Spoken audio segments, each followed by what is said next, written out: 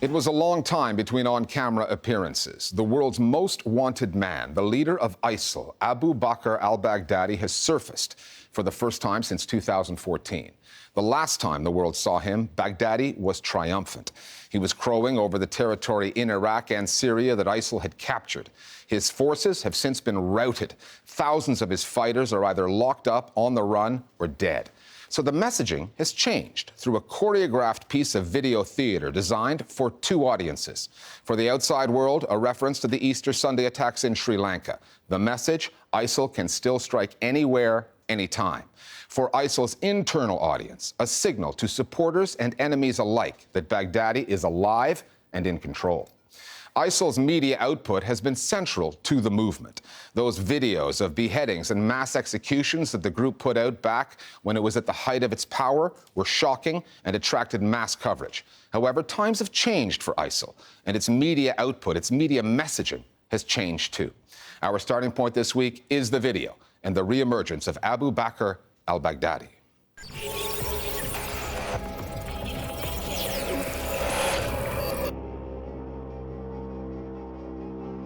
Then and now. وعليهم أن يعلموا أن الجهاد ماض إلى يوم القيامة. In 2014, Abu Bakr al-Baghdadi was in Mosul, northern Iraq, out in the open, as the self-proclaimed caliph of the Islamic State. لقد ابتليت بهذه الأمانة أمانة ثقيلة فوليت عليكم. Today, he sits among his lieutenants, dressed in military garb, his whereabouts unknown. Back then, ISIL controlled territory in Syria and Iraq the size of Great Britain. Today, it is a scattered force with no territory to speak of. Times have changed, and the messaging and imagery reflect that. The contrast with his last appearance in 2014 is really remarkable. Then he's mounting a pulpit to deliver a sermon, he's strong, he's performing to a real congregation as well as the virtual, so it's very rhetorically strong. أمرنا تبارك وتعالى أن نقاتل أعداءه ونجاهد في سبيله. This one, in great contrast, he's seated, doesn't move so much, he's clearly aged, it's not clear if he's wounded, but he isn't as vigorous. He has a gun next to him, and this sends certain signals. He is no longer a preacher to a real congregation. He is going into the virtual space only. This has turned into an insurgency, not a territorial movement. The video is set up in such a way as to convey the idea of the warrior scholar, this notion of the almost ascetic lifestyle, that they are willing to make these sacrifices to be down with the commanders. The other thing that we've seen in this video is that he's accepting pledges of allegiance or bay'ah from Burkina Faso, from Mali, from Afghanistan.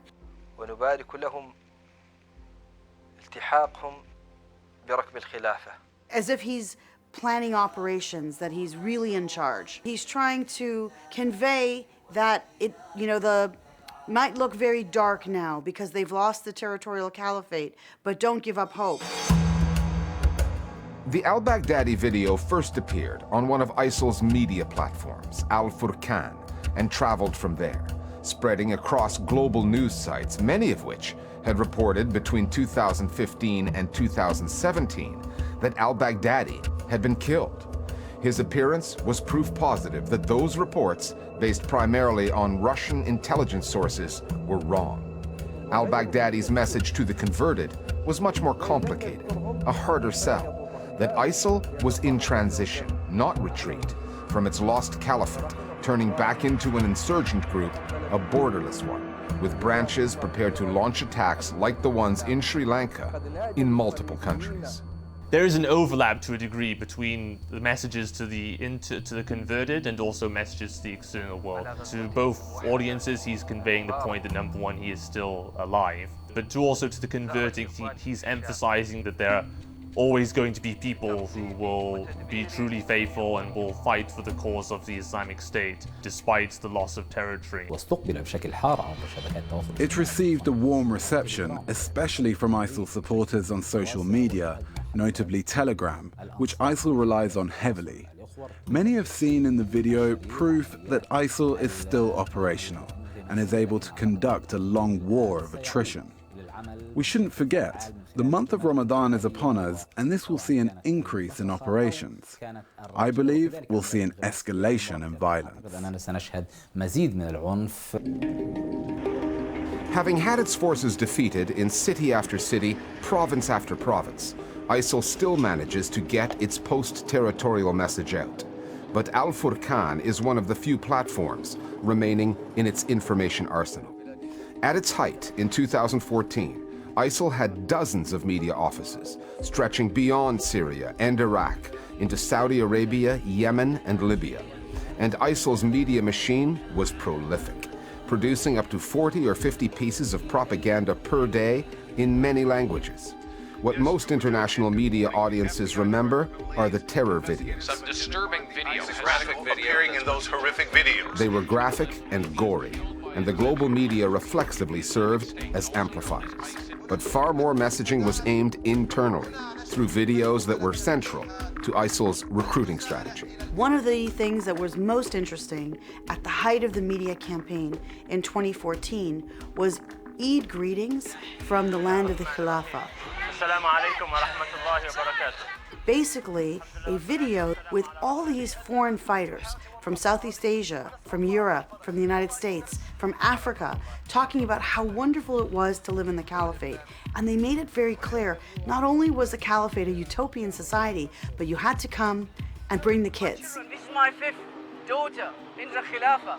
And so this idea was that moving to Iraq and Syria wasn't moving to a war zone, but you were moving to a utopian society in which that's what, as a Muslim, you had to do. They had offices full of people dominating all the different platforms they could. They had people tweeting constantly. They had apps to amplify these sorts of things. All of this did have a very physical presence for the production companies and the social media offices. They were tied to having a state. And so, to some extent, their capacity has been degraded. Before 2014, ISIL's media output was produced by a single outlet. When ISIL expanded, we saw the emergence of several new media outlets in multiple languages, such as Darbek magazine in English, Dar al-Islam magazine, and several others. There was a weekly newspaper, An-Nabat, which is still running. ISIL still retains excellent media capacities. The technical quality has not decreased, even if the scale and volume has. One clear indication of the way ISIL sees its media operations came from al-Baghdadi himself. It's on the tape. ولا ننسى أن نذكر إخوانكم فرسان الإعلام. He rhymed off a list of names, media specialists, who have been among the countless ISIL members killed in battle, which scholars who study the group say is consistent with the significance that ISIL has always attached to its messaging and the resources it devotes to get its messages out. I can't remember extremists in the past thanking their communications officers. Do you know what I mean? I see what you're saying, yes, but this fits in, this commendation of the media fits in with a long pattern of what, of the Islamic State's own messaging about the importance of media. I mean, they put out a whole publication some time ago, which was, You Are a Mujahid, or media persons. The media personnel, they contribute to the jihad of the Islamic State, as vital a part of it as the fighters. Abu Bakr al-Baghdadi's change of course, his plan to build a global borderless caliphate, comes with a caveat. ISIL did not choose this path. Its fighters have been conquered and expelled from the lands they held. Its leader has gone from a public figure to a fugitive. Baghdadi can spin the story of ISIL's post-territorial rebrand, its return to its insurgent roots, however he likes, and he will, because he knows that these days, the message is one of the very few things that ISIL still can control.